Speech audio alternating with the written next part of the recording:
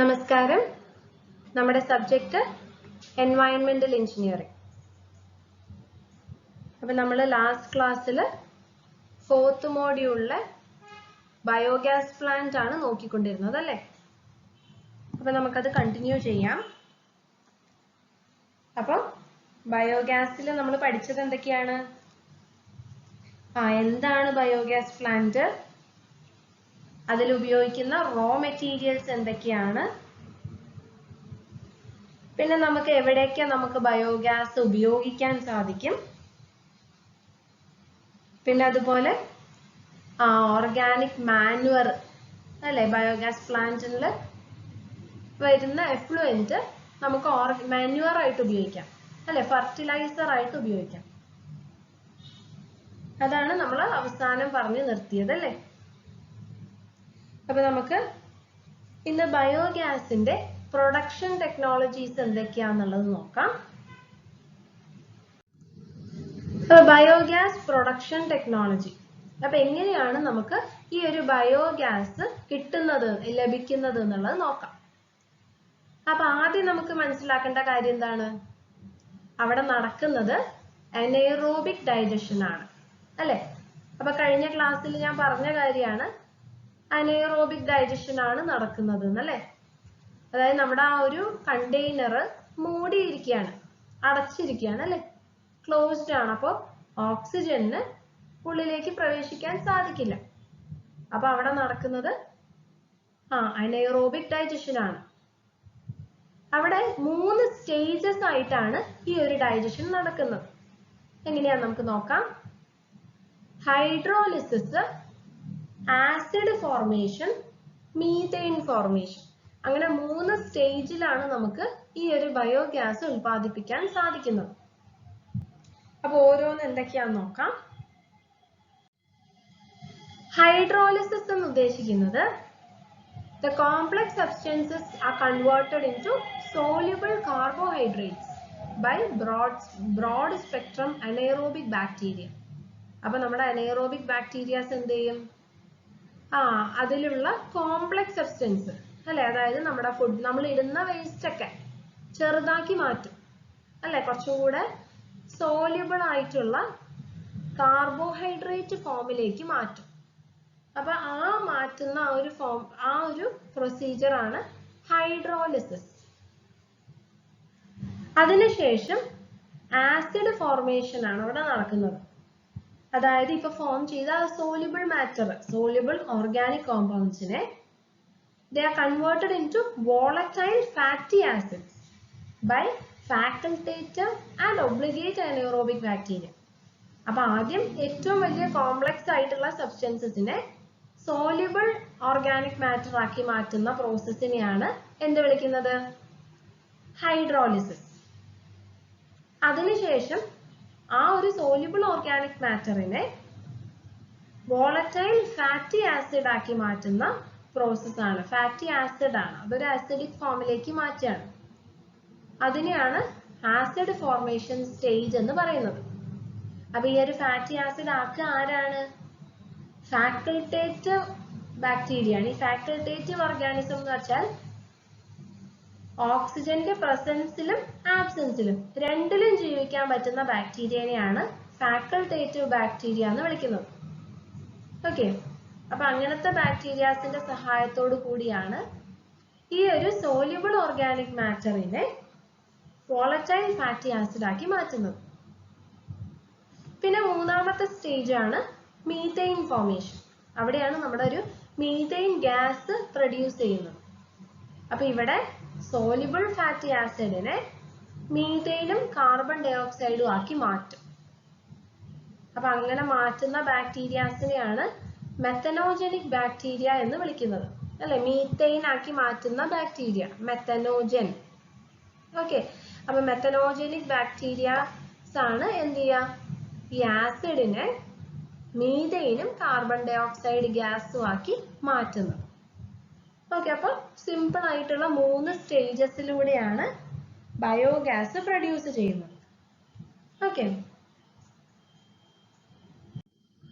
ഇനി എന്തൊക്കെയാണ് factors affecting biogas production നമുക്ക് നോക്കാം. ഓക്കെ, ബയോഗ്യാസ് പ്രൊഡ്യൂസ് ചെയ്യാൻ നമ്മൾ എന്തൊക്കെ കാര്യങ്ങൾ ശ്രദ്ധിക്കണം എന്നുള്ളത് നോക്കാം. ഒന്ന്, ടെമ്പറേച്ചർ.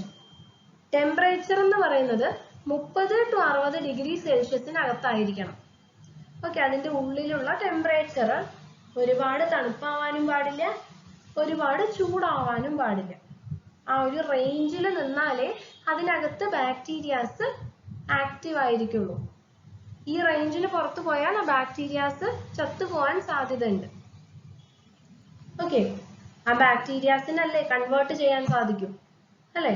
ഡൈജസ്റ്റ്, ഡീകമ്പോസ് ചെയ്യാൻ സാധിക്കുക ബാക്ടീരിയാസിനാണ്, അനൈറോബിക് ബാക്ടീരിയാസിന്, അല്ലെ? അപ്പോൾ അതിന്റെ ടെമ്പറേച്ചർ റേഞ്ച് എന്ന് പറയുന്നത് 30 ഡിഗ്രി ടു 60 ഡിഗ്രി ആണ്. പിന്നെ അതിനകത്ത് വേണ്ട pH എന്ന് പറയുന്നത് 7 to 7.2 is the best range. ഏറ്റവും നല്ല റേഞ്ച് എത്രയാണ്? 7 to 7.2.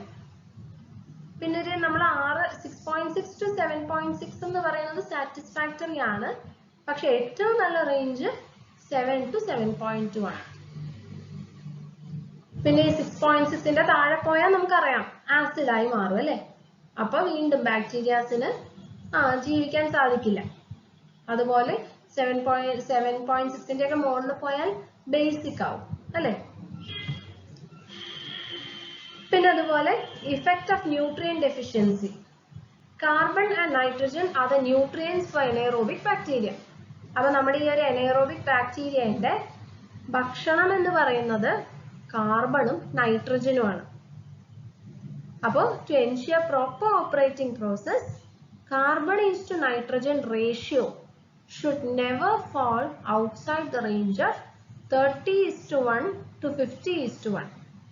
ഈ ഒരു റേഷ്യോയിലായിരിക്കണം കാർബണും നൈട്രജനും അതിനകത്ത് അടങ്ങിയിട്ടുള്ളത്. ഓക്കെ, കാരണം ഇതാണ് നമ്മുടെ ബാക്ടീരിയാസിന്റെ ഫുഡ്. ഓക്കെ, പിന്നെ അതുപോലെ ക്വാളിറ്റി ഓഫ് റോ മെറ്റീരിയൽസ്, അതും ശ്രദ്ധിക്കണം. റോ മെറ്റീരിയൽസ് എന്ന് പറയുന്നത് എന്തും നമുക്ക് ഇടാൻ സാധിക്കില്ല. ഡീകമ്പോസ് ചെയ്യാൻ പറ്റിയ ഓർഗാനിക് മാറ്ററെ ഇടാൻ പറ്റൂ, അല്ലെ? പിന്നെ അതുപോലെ influent solid concentration. Optimum gas production is obtained with 1:1 slurry of cow dung and water. നമുക്ക് ഏറ്റവും നല്ല ഗ്യാസ് പ്രൊഡക്ഷൻ, ഏറ്റവും കൂടുതൽ ഗ്യാസ് ഉൽപ്പാദിപ്പിക്കാൻ സാധിക്കുക എപ്പോഴാണ്? കൗഡങ്ങും വെള്ളവും 1:1 റേഷ്യോയില് നമ്മൾ ചേർക്കുമ്പോഴാണ്. അതായത് ഒരു പാത്രം കൗഡങ്ങ് എടുക്കുകയാണെങ്കിൽ അതേ പാത്രം അത്ര തന്നെ വെള്ളം, ഇത് രണ്ടും കൂടെ മിക്സ് ചെയ്യാം. അപ്പൊ നമുക്ക് ഒരു സ്ലറി കിട്ടും, അല്ലെ? കിട്ടുന്ന ഒരു വെള്ളം, അതാണ് സ്ലറി എന്ന് പറയാം. അപ്പൊ ആ സ്ലറിയാണ് ഈ ഒരു ബയോഗ്യാസിന് ഏറ്റവും നല്ലത്. പിന്നെ അതുപോലെ toxicity. Slurry should not contain any toxic materials as they destroy anaerobic bacteria. അപ്പോൾ നമ്മുടെ ആ സ്ലറിയിൽ ടോക്സിക് ആയിട്ടുള്ള, അല്ലെ, ഹാനികരമായിട്ടുള്ള മെറ്റീരിയൽസ് ഒന്നും ഉണ്ടാവാൻ പാടില്ല. അത് ഉണ്ടായിട്ടുണ്ടെങ്കിൽ എന്ത് സംഭവിക്കും? ബാക്ടീരിയാസ് ചത്തുപോകും. ഓക്കെ, അപ്പൊ അതൊക്കെയാണ് ഫാക്ടേഴ്സ് എഫക്റ്റിംഗ് ബയോഗ്യാസ് പ്രൊഡക്ഷൻ. ഇനി നിങ്ങൾക്ക് 2 ടൈപ്പ് ബയോഗ്യാസ് പ്ലാന്റ്സ് നോക്കാനുണ്ട്. ടൈപ്സ് ഓഫ് ബയോഗ്യാസ് പ്ലാന്റ്, ഒന്ന് KVIC മോഡലും പിന്നെ ഒന്ന് ജനത മോഡൽ ബയോഗ്യാസ് പ്ലാന്റ്. ഈ 2 ടൈപ്പ് ഓഫ് ബയോഗ്യാസ് പ്ലാന്റ് നോക്കാനുണ്ട്. ഓക്കെ, അപ്പൊ ആദ്യത്തെ KVIC മോഡൽ. എന്താണ് KVIC മോഡൽ നോക്കാം. It consists of a circular tank constructed with brick masonry in cement mortar 1:4 on concrete floor. അപ്പൊ എന്താണ്? കോൺക്രീറ്റ് ഫ്ലോർ, താഴെ ഒരു കോൺക്രീറ്റ് ബേസ് ഉണ്ടാക്കി അതിന് മുകളിൽ ബ്രിക്ക് മേസൻട്രിയുടെ ഒരു സർക്കുലർ ടാങ്ക് ഉണ്ടാക്കും, അല്ലെ? അതിന് നമ്മൾ ഉപയോഗിക്കുന്ന മോർട്ടാർ എന്താ പ്രപ്പോർഷൻ? 1:4 പ്രപ്പോർഷനിലുള്ള സിമെന്റ് മോർട്ടാർ ഉപയോഗിച്ചുകൊണ്ടാണ് ഈ ഒരു ടാങ്ക് ഉണ്ടാക്കുന്നത്. പിന്നെ ഈ ഒരു ടാങ്കിന്റെ ഉൾഭാഗം പ്ലാസ്റ്റർ ചെയ്യുന്നത് വിത്ത് സിമെന്റ് മോർട്ടാർ 1:3. എന്താണ് ഈ 1:3 എന്നൊക്കെ പറഞ്ഞാല്? ഒരു ബാഗ് സിമെന്റ് എടുക്കുകയാണെങ്കിൽ അതിന് 3 ബാഗ് സാൻഡ് അല്ലെ? സിമെന്റിന്റെയും സാൻഡിന്റെയും പ്രപ്പോർഷൻ ആണ് സിമെന്റ് മോർട്ടാറിൽ പറയുന്നത്. അപ്പൊ ഈ ഒരു 1:3 സിമെന്റ് മോർട്ടാറിലാണ് പൊതുവെ ഉള്ളിലുള്ള പ്ലാസ്റ്ററിങ് ചെയ്യുക. The tank acts as an anaerobic digester. അപ്പൊ ഈ ഒരു നമ്മുടെ ബയോഗ്യാസ് പ്ലാന്റ് ഒരു ഡൈജസ്റ്റർ പോലെയാണ് ആക്ട് ചെയ്യുക അല്ലെ? നമ്മൾ മുന്നേ ട്രീറ്റ്മെന്റ് പഠിച്ച സമയത്ത് പഠിച്ചില്ലേ ഒരു ഡൈജസ്റ്റർ? ഈ വരുന്ന വേസ്റ്റ് വാട്ടർ ഒക്കെ നമ്മൾ ഡൈജസ്റ്ററിൽ ഇടില്ലേ? ആ ഡൈജസ്റ്റർ പോലെയാണ് ഈ ഒരു ബയോഗ്യാസ് പ്ലാന്റ് അല്ലെ? The digester is divided into 2 parts by a vertical partition wall.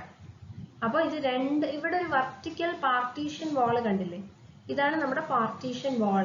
ഈ പാർട്ടീഷൻ വാൾ എന്ത് ചെയ്യും?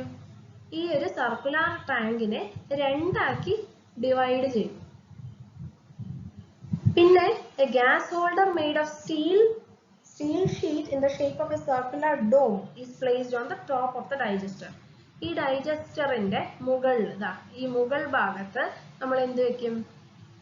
ഒരു ഗ്യാസ് ഹോൾഡർ മെയ്ഡ് ഓഫ് സ്റ്റീലിന്റെ ഷീറ്റ് കൊണ്ടുള്ള ഒരു ഗ്യാസ് ഹോൾഡർ ഇതിന് മുകൾ ഭാഗത്ത് വെക്കും. ഓക്കെ, ഇത് സ്റ്റീൽ കൊണ്ട് ഉണ്ടാക്കിയ ഡോമാണ്. Steel ഡോമാണ്. The dome is supported on a horizontal beam. അപ്പൊ ഈ ഒരു ഡോം നമ്മളൊരു ഹൊറിസോണ്ടൽ ബീമിന്റെ മുകളിൽ സപ്പോർട്ട് ചെയ്തിരിക്കുകയാണ്. The steel dome rests on this beam when there is no gas accumulation in it.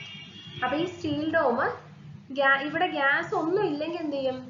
ഈ ബീമിന്റെ മുകളിൽ റെസ്റ്റ് ചെയ്യും. When sufficient amount of gas accumulates in it, പിന്നെ ഗ്യാസ് വരാൻ തുടങ്ങുമ്പോൾ the steel dome floats in the slurry. ഈ steel dome എന്ത് ചെയ്യും? ഈ സ്ലറിയിൽ പൊന്തും.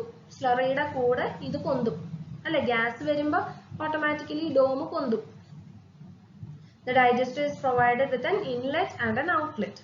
അതുപോലെ ഈ ഡൈജസ്റ്ററിൽ ഒരു ഇൻലെറ്റ് ഉണ്ടായിരിക്കും അല്ലെ? നമ്മൾ വേസ്റ്റ് കൊണ്ടുപോയി ഇടുന്ന സ്ഥലം. പിന്നെ നമുക്ക് ബയോഗ്യാസ് എടുക്കാനുള്ള ഒരു ഔട്ട്ലെറ്റും ഉണ്ടായിരിക്കും. ഓക്കെ, പിന്നെ അതുപോലെ വേസ്റ്റും ഇവിടെ ഡൈജസ്റ്റ് ചെയ്ത വേസ്റ്റും നമുക്ക് ഒഴിവാക്കാൻ വേണ്ടിയിട്ട് ഔട്ട്ലെറ്റ് ഉണ്ടായിരിക്കും. Inlet and outlet pipes are made of AC, asbestos cement, and are arranged in sloping position, supported at the bottom. കണ്ടില്ലേ? ഇൻലെറ്റ് ഒരു സ്ലോപ്പിംഗ് ആയിട്ടാണ് വരുന്നത്. ഔട്ട്ലെറ്റും നമ്മളൊരു സ്ലോപ്പിംഗ് ആയിട്ടാണ് ഉണ്ടാക്കുന്നത്. ആസ്ബസ്റ്റോസ് സിമെന്റ് വെച്ചാണ് ഈ ഒരു ഇൻലെറ്റും ഔട്ട്ലെറ്റും കൊടുക്കുന്നത്. Inlet and outlet tanks are also constructed in masonry. ഈ ഇൻലെറ്റ് ടാങ്ക്, ഈ ടാങ്കിൽ നമ്മൾ ഇടും, അത് ഈ പൈപ്പിലൂടെ പോയിട്ട് ഇവിടെ വീഴാണ് ചെയ്യുക അല്ലെ? അപ്പൊ അതുപോലെ തന്നെ ഔട്ട്ലെറ്റിന് ഒരു ടാങ്ക് ഉണ്ട്. അപ്പൊ ഈ ടാങ്ക് ഒക്കെ നമ്മൾ മേസൺറി വെച്ചാണ് ഉണ്ടാക്കുക. Cow dung is mixed with water in the ratio of 1:1 and fed to the digester through inlet tank. അപ്പൊ നമ്മൾ എന്ത് ചെയ്യും?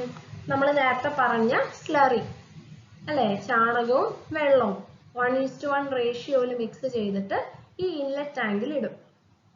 Slurry makes a slow vertical movement, then overflows the partition and finally reaches the outlet pipe through which it comes out from the outlet tank. അപ്പോൾ എന്ത് ചെയ്യും? ഇത് നേരെ ഇവിടെ വീഴും. എന്നിട്ട് ഇത് പൊന്തി നമ്മുടെ പാർട്ടീഷൻ വാളിൽ നിന്ന് ഓവർഫ്ലോ ചെയ്ത് ഇങ്ങോട്ടെത്തും അല്ലെ? ഇങ്ങനെ പോയി ഈ മൂവ്മെന്റിന്റെ ഡയറക്ഷൻ കാണിച്ചിട്ടുണ്ട്. ഇങ്ങനെ പോയി ഒരു ലിമിറ്റ് കഴിഞ്ഞാൽ പിന്നെ പാർട്ടീഷൻ വാളിൽ നിന്ന് അപ്പുറത്തെ ചേംബറിലേക്ക് വീഴും അല്ലെ? എന്നിട്ട് ഇവിടുന്ന് നമ്മൾ ഇത് ഒഴിവാക്കും. Accumulated gas is taken out through a pipe to the kitchen. അവിടെ അക്യുമുലേറ്റ് ചെയ്യുന്ന ഈ സ്റ്റീൽ ഡോമിൽ അക്യുമുലേറ്റ് ചെയ്യുന്ന ഗ്യാസ് ഒക്കെ നമ്മൾ കിച്ചണിലേക്ക് എടുക്കും അല്ലെ? കുക്കിങ്ങിനൊക്കെ വേണ്ടി എടുക്കും. Cow dung slurry has to be fed regularly once in a day. ശ്രദ്ധിക്കേണ്ട കാര്യം, ഈ ഒരു സ്ലറി ദിവസത്തിൽ ഒരിക്കലെങ്കിലും നമ്മൾ ഒഴിച്ചു കൊടുക്കണം. Dung from 4 to 6 cattle. Each cattle produces on an average 10 kilogram of dung. അപ്പോൾ ഒരു ദിവസം ഒരു പശു അല്ലെങ്കിൽ ഒരു കാള 10 കിലോഗ്രാം ചാണകം പ്രൊഡ്യൂസ് ചെയ്യുമെന്നുള്ള കണക്കിൽ ഒരു 4 to 6 പശുക്കളുടെയാണ് നമുക്ക് ആവശ്യം. That satisfies the requirement of gas for a family of 8 members for cooking purpose. അപ്പോൾ 8 ആൾ അടങ്ങിയിട്ടുള്ള ഒരു വീട്ടിലൊക്കെ അത്ര ഗ്യാസ് മതിയാവും. ഓക്കെ.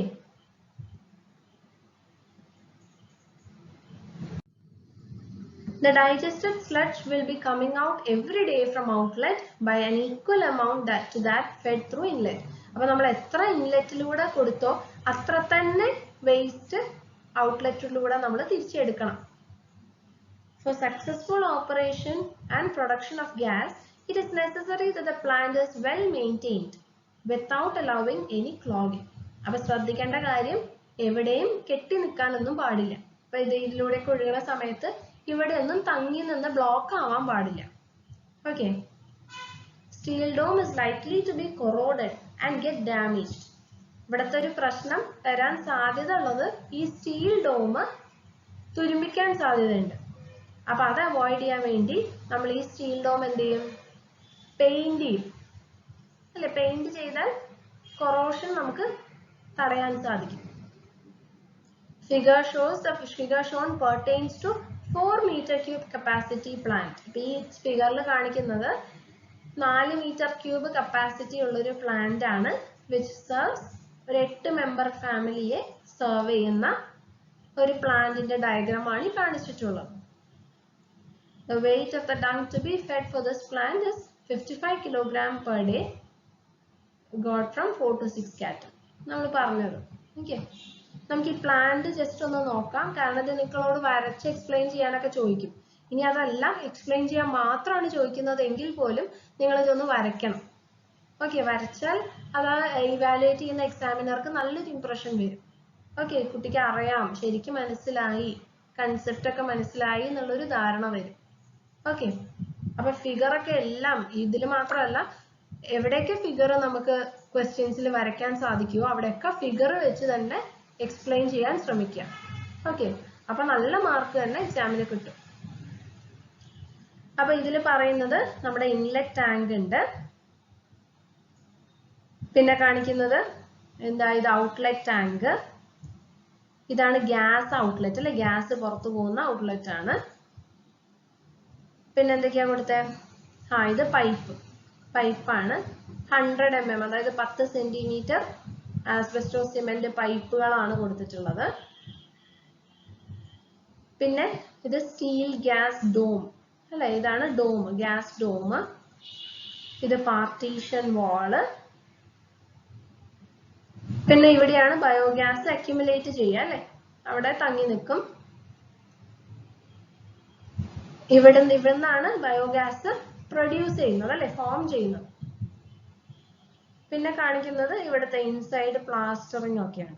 ഓക്കെ. നമ്മൾ ഇവിടെ കൊടുക്കുന്ന പ്ലാസ്റ്ററിംഗ് നമ്മൾ പറഞ്ഞല്ലോ 1:3 സിമെന്റ് മോർട്ടാറിലാണ് പ്ലാസ്റ്റർ ചെയ്യുന്നത് അല്ലെ? Inside plastering.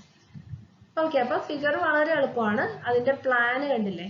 ഒരു സർക്കുലർ ഷേപ്പാണ് പ്ലാന്. നമ്മൾ ഈ പാർട്ടീഷൻ വാൾ കൊടുത്തതാണ് ഈ കാണിക്കുന്നത് അല്ലെ? പാർട്ടീഷൻ വാൾ. അപ്പൊ 2 കമ്പാർട്ട്മെന്റ് ആയി മാറി. പിന്നെ ഇത് ഇൻലെറ്റ് ടാങ്കും ഇത് ഔട്ട്ലെറ്റ് ടാങ്കും. ഓക്കെ. വളരെ സിമ്പിൾ ആണ് കേട്ടോ വരയ്ക്കാൻ. അപ്പൊ അതാണ് KVIC മോഡൽ. ഇനി അടുത്ത മോഡലാണ് ജനത മോഡൽ ബയോഗ്യാസ് പ്ലാന്റ്. അപ്പൊ അതെന്താന്ന് നോക്കാം. The design is of Chinese origin but has been introduced under the name Janata Biogas Plant by Gobar Gas Research Station, Ajitmal, Lucknow in view of its reduced cost.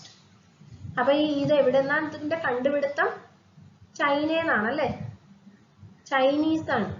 പക്ഷെങ്കിൽ ഇതിന്റെ പേര് ജനത model biogas plant എന്നാണ്. കാരണം ഇത് ഉണ്ടാക്കാൻ അധികം ചെലവില്ല. കുറച്ചുകൂടെ എല്ലാവർക്കും ഉപയോഗിക്കാൻ പറ്റുന്ന ബയോഗ്യാസ് പ്ലാന്റ് ആണ്. അതുകൊണ്ടാണ് ഇതിന് ഇങ്ങനെ ഒരു പേരിട്ടത്. So it is constructed completely with the locally available materials like brick, cement mortar and concrete. അല്ലെ? നമുക്ക് ലോക്കലി കിട്ടുന്ന സാധനങ്ങളൊക്കെ കൊണ്ടാണ് ഈ ഒരു പ്ലാന്റ് ഉണ്ടാക്കിയിട്ടുള്ളത്. No steel is used anywhere in the construction of the plant. എവിടെയും നമ്മൾ സ്റ്റീൽ ഒന്നും ഉപയോഗിക്കുന്നില്ല. നേരത്തെ പ്ലാന്റില് നമ്മൾ KVIC മോഡലില് സ്റ്റീൽ ഡോം ഉണ്ടായിരുന്നു അല്ലേ? പക്ഷെ ഇവിടെ സ്റ്റീൽ ഒന്നും ഉപയോഗിക്കുന്നില്ല. നമ്മൾ ബ്രിക്ക്, കോൺക്രീറ്റ്, സിമെന്റ് മോർട്ടാർ ഇതൊക്കെ തന്നെയാണ് ഉപയോഗിക്കുന്നത്. A circular masonry tank constructed on concrete floor. അപ്പൊ ഇവിടെയും നമ്മൾ ബേസ്മെന്റ് ഒരു കോൺക്രീറ്റ് ബേസ് കൊടുക്കുന്നുണ്ട്. അതിന് മുകളിൽ ഒരു സർക്കുലർ ടാങ്ക് ആണ് കൊടുക്കുന്നത് അല്ലെ? പ്ലാൻ വ്യൂ കണ്ടാൽ മനസ്സിലാവും. It's A circular tank. Acts as a digester provided with a dome-shaped roof, which is also constructed with brick and cement mortar. അപ്പൊ ഇവിടെയും ഒരു ഡോം ഷേപ്ഡ് റൂഫ് ഉണ്ട്.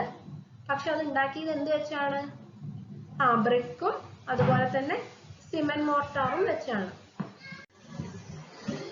Digester and fixed dome remains below the ground level. അപ്പൊ നമ്മുടെ ഈ ഒരു digester, നമ്മൾ ഉണ്ടാക്കുന്ന ഡൈജസ്റ്റർ അല്ലെ, സർക്കുലർ ടാങ്ക്, ആ ടാങ്ക് എവിടെയാണുള്ളത്? ഗ്രൗണ്ട് ലെവലിന് താഴെയാണ് നമ്മൾ കൺസ്ട്രക്ട് ചെയ്യുന്നത്. Okay. At almost middle of the depth of digester, there are two rectangular openings facing each other and coming up to a little above the ground level, act as inlet and outlet of the plant. അപ്പൊ എങ്ങനെയാണ് നമ്മുടെ ഈ ഒരു ടാങ്കിന്റെ കുറച്ച് മുകളിലായിട്ട്, മുകൾ ഭാഗത്തായിട്ട് ഒരു ഇൻലെറ്റും ഒരു ഔട്ട്ലെറ്റും നമ്മൾ കൊടുക്കുന്നുണ്ട്. ഓക്കെ. അതായത് ഇവിടെ ഈ പറയുന്ന കാണിക്കുന്ന കണ്ടില്ലേ, ഈ ഡോറ് ഇതാണ് ഇൻലെറ്റ് ഡോറ്, ഇതാണ് ഔട്ട്ലെറ്റ് ഡോറ്. രണ്ട് ഡോറ് കൊടുക്കുന്നുണ്ട്. Dome shaped roof is fitted with a pipe at the crown. ഈ റൂഫില് നമ്മളൊരു പൈപ്പ് കണ്ടില്ലേ, പൈപ്പ് ഫിറ്റ് ചെയ്തിട്ടുണ്ട്. അതാണ് എന്ത്? ഈ പൈപ്പാണ് എന്ത്? ഗ്യാസ് നമ്മൾ എടുക്കാനുള്ള ഔട്ട്ലെറ്റ്, ഗ്യാസ് ഔട്ട്ലെറ്റ്. അപ്പൊ ഇതിന്റെ പ്രൊസീജിയർ എങ്ങനെയാന്ന് നോക്കാം. Digester has to be filled with mixed slurry of cattle dung and water in the ratio of 1:1 up to the level above the inlet and outlet door. അപ്പൊ inlet ഡോറിന്റെയും outlet ഡോറിന്റെയും മുകളിലായിട്ടാണ് നമ്മൾ ഈ ഒരു dung fill ചെയ്യുന്നത്. നേരത്തെ അതേ proportion തന്നെ അല്ലെ, 1:1 പ്രപ്പോർഷനിൽ തന്നെയാണ് ഈ ഒരു മോഡലിലും ഫില്ല് ചെയ്യുന്നത്. From then onwards, the digester is fed with the dung slurry every day throughout inlet tank. എന്നിട്ട് എല്ലാ ദിവസവും നമ്മൾ എന്ത് ചെയ്യും? ഈ പറഞ്ഞ പ്രപ്പോർഷനിൽ സ്ലറി നിറയ്ക്കും. ഈ slurry undergoes anaerobic digestion in about 50 days. 50 ദിവസം എടുക്കും എന്ത് ചെയ്യാൻ? ഈ സ്ലറി anaerobically digest ആവാൻ. The produced biogas accumulates in the dome space. അപ്പൊ ഈ ഒരു ഭാഗത്ത് നമ്മുടെ ബയോഗ്യാസ് അക്യുമുലേറ്റ് ആവും. And finally it is taken to the kitchen through the pipe. ഈ പൈപ്പിലൂടെ കിച്ചണിലേക്ക് കൊണ്ടുപോകും. Gas in the dome exerts pressure on the slurry, thus displacing from the digester to the inlet and outlet tank. അപ്പൊ ഇവിടെ gas produce ചെയ്യുമ്പോൾ എന്ത് പറ്റും? ആ ഗ്യാസ് ഈ സ്ലറിന്റെ മുകളിലേക്ക് പ്രഷർ കൊടുക്കും. ആ പ്രഷർ കാരണം എന്ത് ചെയ്യും? ഈ സ്ലറി ഔട്ട്ലെറ്റിലേക്ക് പോകും. ഓക്കെ. അതാണ് അവിടുത്തെ mechanism. The difference of slurry level in the inlet and outlet tank and the digester depicts the pressure of the gas. അപ്പൊ ഈ ഇൻലെറ്റിലുള്ള സ്ലറിന്റെ ലെവലും ഔട്ട്ലെറ്റിലുള്ള ലെവലും അതുപോലെ ഡൈജസ്റ്ററിലുള്ള സ്ലറിന്റെ ലെവലും എന്ത് തീരുമാനിക്കും? എത്രത്തോളം പ്രഷർ, ഈ ഗ്യാസിന് എത്രത്തോളം പ്രഷർ ഉണ്ട് എന്നുള്ളത് നമുക്ക് അറിയാൻ സാധിക്കും.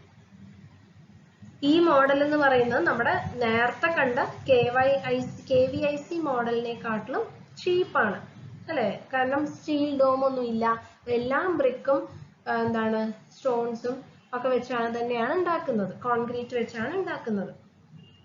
As it involves locally available materials without the use of steel. The figure shows 3 meter cube capacity plant which can serve a family of 5 members. ഈ ഒരു ഫിഗറിൽ കാണിക്കുന്നത് ഒരു 5 ആൾക്ക്, ഒരു 5 മെമ്പർ ഫാമിലിക്ക് പറ്റുന്ന ഒരു ബയോഗ്യാസ് പ്ലാന്റ് ആണ്. ഇവിടെ weight of the tongue required എന്ന് പറയുന്നത് 45 kilograms per day ആണ്. ഒരു ദിവസം 45 kg കാറ്റിൽ ഗൗഡങ്ങാണ് നമ്മൾ കൊടുക്കേണ്ടത്. അതായത് 3 to 4 പശുക്കളുടെ ഡങ്. ഓക്കെ. അപ്പൊ അതാണ് ജനതാ മോഡൽ ബയോഗ്യാസ് പ്ലാന്റ്. അപ്പൊ എന്തൊക്കെയാണ് ഈ അഡ്വാൻറ്റേജസ് ഓഫ് ബയോഗ്യാസ് പ്ലാന്റ്? നമ്മളൊരു ബയോഗ്യാസ് പ്ലാന്റ് ഉപയോഗിക്കുന്നതിൽ ഉള്ള അഡ്വാൻറ്റേജസ് എന്തൊക്കെയാന്ന് നമുക്ക് നോക്കാം. Unstable and putrescible organic solids are reduced into stable acceptable form. അപ്പൊ ആദ്യം പറയുന്നത് നമുക്ക് എന്താണ് അൺസ്റ്റേബിൾ ആയിട്ടുള്ള ഓർഗാനിക് മാറ്ററിനെയൊക്കെ ഒരു സ്റ്റേബിൾ ഫോമിലേക്ക് കൊണ്ടുവരാൻ സാധിക്കുന്നതാണ് എന്ത് ഈ പറയുന്ന പ്ലാന്റ് അല്ലെ, biogas plant. Digested sludge coming out of the plant has no bad odor. അല്ലെ, ചീത്ത മണമൊന്നുമില്ല. വരുന്ന ഡൈജസ്റ്റ് ചെയ്ത സ്ലഡ്ജിന് ചീത്ത മണം ഒന്നും ഉണ്ടാവില്ല.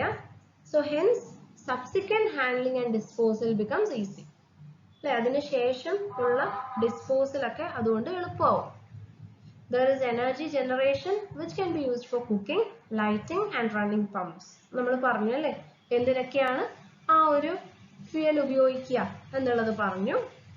അപ്പൊ നമ്മുടെ ഈ കെറോസിന്, പെട്രോള്, ഡീസൽ ഓയില് ഇതെല്ലാം കൺവേർട്ടഡ് ടു റൺ ഓൺ.